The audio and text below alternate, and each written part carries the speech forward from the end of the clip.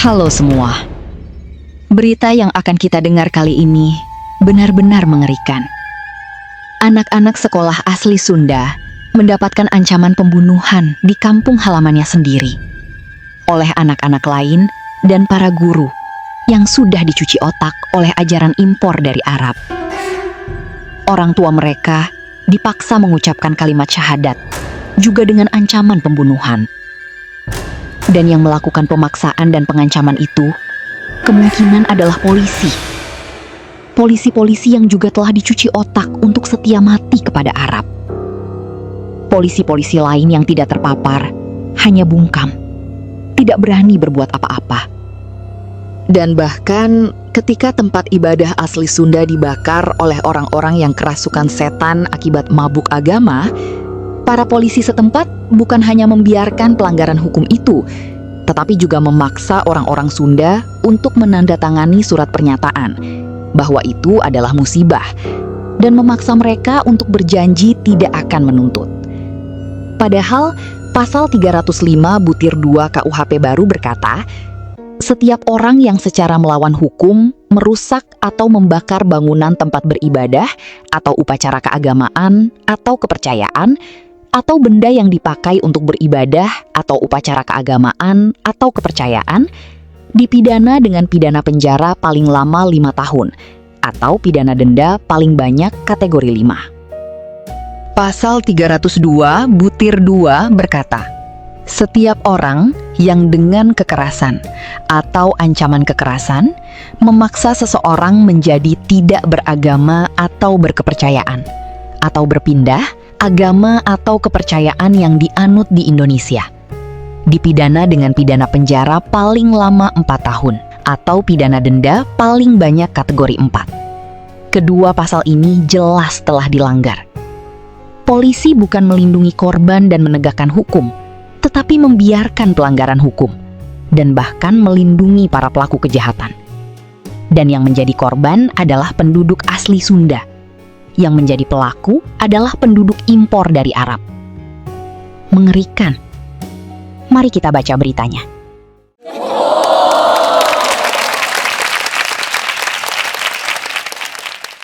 Ini dari Tempo, 22 April 2026. Anak penganut ajaran leluhur Sunda alami perundungan.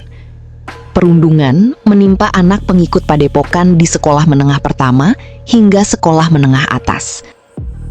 Anak-anak pengikut padepokan Saung Taraju Jumantara di Kampung Babakan Salak, Desa Purwarahayu, Taraju, Kabupaten Tasikmalaya, Jawa Barat, mengalami tekanan karena perundungan di sekolah. Perundungan menimpa anak pengikut padepokan di sekolah menengah pertama hingga sekolah menengah atas. Anak-anak itu mengalami pengucilan, stigma sesat, dan lontaran ancaman pembunuhan. Direktur Lembaga Bantuan Hukum Bandung, Heri Pramono, mengatakan timnya telah menemui pengikut STJ dan mendapatkan laporan mengenai berbagai tekanan yang mereka alami pasca pembakaran saung 2 pekan lalu. Menurut Heri, lambannya respons pemerintah Kabupaten Tasikmalaya membuat pengikut STJ mengalami stigma, ancaman, dan pemaksaan karena keyakinan mereka sebagai kelompok minoritas. Dampaknya, anak-anak sebagai kelompok rentan mengalami trauma psikologis. Anak-anak tak bisa mengakses layanan pendidikan secara aman dan nyaman di sekolah. Heri juga menemukan polisi mendatangi rumah-rumah pengikut STJ dan memaksa mereka untuk mengucapkan kalimat syahadat. Selain itu, polisi memaksa agar mereka menandatangani surat pernyataan yang isinya menegaskan bahwa pembakaran itu musibah dan tidak menuntut kerugian. Itu keji.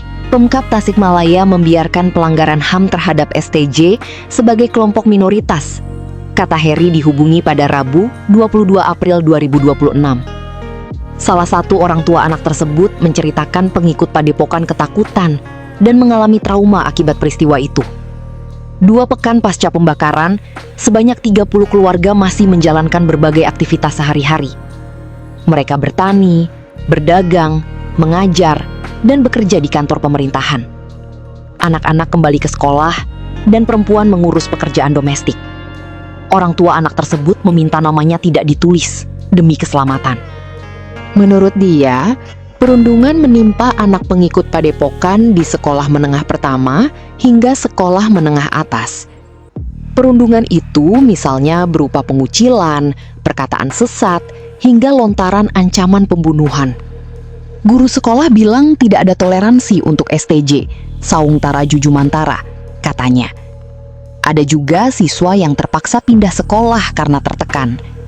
Selain perundungan, pengikut STJ juga mendapatkan cap sesat dan dajjal atau nabi palsu di sejumlah pengajian. Para penceramah agama, termasuk pengurus Majelis Ulama Indonesia di Desa Purwarahayu, menyebarkan cap sesat secara berulang.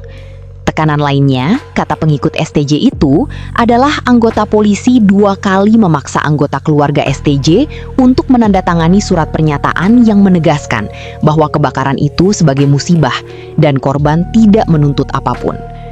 Tempo mendapatkan kiriman video dalam bahasa Sunda yang menunjukkan anggota kepolisian mendatangi keluarga korban.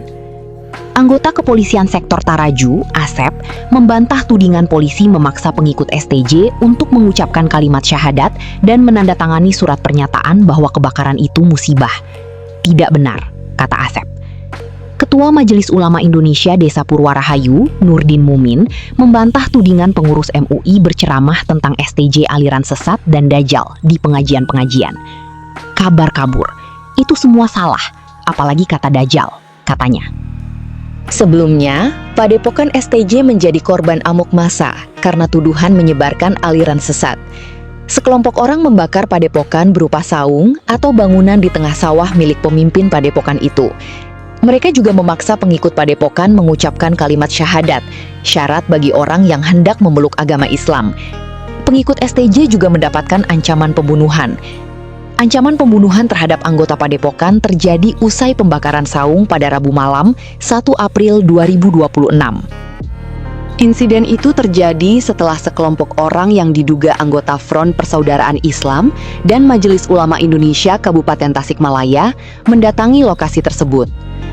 Pembakaran saung itu merupakan buntut dari demonstrasi terhadap pengikut Padepokan Saung Tara Jujumantara pada 2024 di depan kantor Kejaksaan Negeri Kabupaten Tasikmalaya. Pemicu lainnya adalah cekcok pengikut Padepokan dengan orang yang memprovokasi di media sosial. Kelompok STJ merupakan bagian dari jamaah kelompok Wahidiyah yang menghargai kearifan lokal budaya Sunda. Mereka mempraktekkan penghormatan terhadap alam. Jamaah Wahidiyah mengalami penolakan di sejumlah tempat karena dianggap menyimpang. Pengikut STJ kerap membahas pentingnya penghormatan terhadap leluhur Sunda yang mengajarkan sikap welas asih dan melarang eksploitasi alam. Mereka meyakini ajaran filsafat Jawa kuno di Sunda, yakni sedulur papat lima pancar. Konsepnya mengendalikan amarah, nafsu, dan keserakahan, termasuk larangan merusak alam. Mereka menjalankan ajaran Pikukuh Sunda, menjaga harmoni antara manusia, Tuhan, dan alam, kata seorang pengikut STJ. 4 hari sebelum insiden itu, sekelompok orang yang merupakan tokoh MUI dan FPI memprovokasi warga Kampung Babakan Salak dengan menuduh pemimpin Padepokan Saung Taraju, Jumantara, sebagai penyebar aliran sesat. Kemudian ada pertemuan di kantor kecamatan, tapi pemimpin Padepokan tidak datang. Tokoh MUI dan FPI mendatangi pemimpin Padepokan dan tidak menemukan di saung. Massa marah hingga membakar saung. Saya tidak habis pikir, kenapa guru dan murid-murid yang beragama impor dari Arab bisa mengancam pembunuhan terhadap anak-anak asli pribumi di tanah pribumi. Saya tidak ragu ini sungguh terjadi, karena saya juga sering mendengarnya sendiri. Allahu Akbar, takbir, halal darahnya. Di kolom komentar saya juga banyak yang tulis, darah saya halal. Agama yang dari Arab satu ini memang haus darah. Saya juga tidak heran jika MUI dan FPI yang menghasut orang untuk melakukan aksi teror. Itu udah biasa. Tetapi Polisi memaksa warga untuk mengucapkan 2 kalimat masuk Islam. Polisi memaksa korban untuk mengakui kejahatan adalah musibah. Dan polisi menekan korban supaya bungkam tidak menuntut keadilan. Ini sudah keterlaluan. Goblok sekali polisi yang mau jadi ternak MUI dan FPI. Berkhianat terhadap bangsa sendiri untuk menjadi jongos bangsa Arab cuma karena ditakut-takuti neraka dan diiming-iming surga hayalan. Padahal yang ditawarkan cuma batu. Sujud menghadap batu, cara cebok pakai batu, buang duit pergi jauh cuma buat muter-muterin batu dan lempar batu. Miris melihat orang Indonesia yang tanahnya subur dan kaya dibego-begoin orang asing sampai jatuh miskin buang tanahnya demi melihat tanahnya orang asing yang gersang dan tandus. Nah, apa yang bisa kita lakukan untuk menolong saudara-saudara kita pribumi Sunda asli dari serangan teroris dari Arab? Kita tidak bisa membalas dengan cara membakar masjid, karena kita tidak diajarkan untuk berbuat jahat seperti mereka. Kita tidak mau menjadi orang-orang biadab seperti mereka. Sekarang ini, yang kita punya hanya suara. Kita harus bersuara. Kita harus kecam orang-orang haus darah yang mabuk agama Islam, supaya mereka tahu bahwa apa yang mereka lakukan itu salah. Kita perlu memperingatkan semua orang, supaya mereka tidak tertipu oleh janji-janji surga Arab. Mereka menipu kita dengan berkata, Islam masuk Indonesia tanpa paksaan. Ini di depan mata kita, tahun 2026. Pemaksaan masuk Islam masih terjadi di Indonesia, dengan cara-cara biadab yang disertai pembakaran dan ancaman pembunuhan. Ini bukan ajaran Islam? Coba baca Al-Quran surah 9 ayat 123. Wahai orang-orang yang beriman, perangilah orang-orang kafir di sekitarmu, dan hendaklah mereka merasakan sikap tegas darimu. Apakah surah At-Taubah 123 ini bukan ajaran Islam? Ajaran Sundakah? Apa? Hanya berlaku dalam kondisi perang? Siapa yang bilang sekarang bukan kondisi perang bagi Islam? Sampai Muhammad mati, bahkan sampai penerus-penerusnya, tidak pernah ada kondisi bukan perang bagi Islam. Yang ada adalah Al-Quran surah 2 ayat 193. Perangilah mereka itu sampai tidak ada lagi fitnah dan agama hanya bagi Allah semata. Jadi jangan mau dibohongin dengan perkataan ayat perang dan bunuh orang yang tidak seagama sudah tidak berlaku bagi Islam. Islam selalu perang. Tidak ada damai di dalam Islam. Kita beragama bukan untuk berbohong dan dibohongin. Kita bukan beragama supaya kita menjadi orang biadab yang bunuh orang lain demi masuk surga. Kita beragama supaya kita menjadi orang yang lebih baik. Jadi, jika kamu seagama dengan orang-orang biadab yang menyerang kepercayaan Sunda ini, lebih baik kamu pindah ke agama lain. Karena kalau kamu tidak pindah ke agama lain, kamu akan jadi orang biadab seperti mereka. Atau anak-anak kamu suatu saat nanti jadi orang biadab seperti mereka. Kalau kamu bingung mau pindah ke agama mana, kembali ke ajaran leluhur juga boleh. Karena ajaran leluhur lebih baik daripada ajaran agama Islam. Kalau kamu setuju dan ingin ikut bersuara untuk membela anak-anak Sunda dan saudara-saudara kita yang dipersekusi oleh Islam, bagikan video ini sebanyak-banyaknya. Viralkan, karena aturan main di Indonesia ini no viral, no justice. Kita tidak boleh diam. Kita harus galak. Kita harus bersuara sekencang-kencangnya. Kita harus menunjukkan emosi bahwa kita marah. Karena mereka tidak paham bahwa mereka salah jika kita tidak marah. Sekian video kali ini. Sampai jumpa di video yang akan datang. Tuhan Yesus memberkati.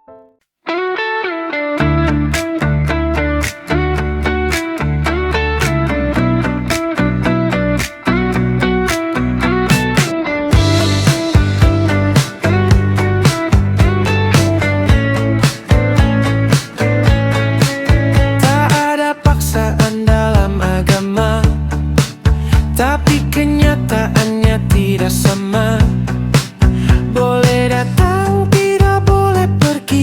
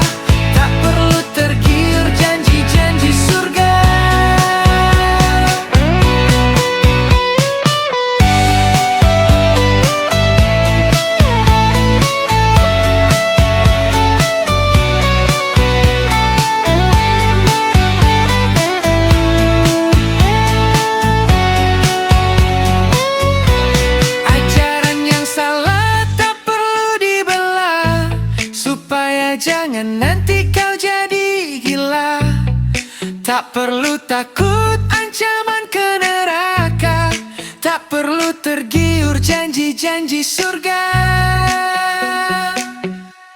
Ajaran yang salah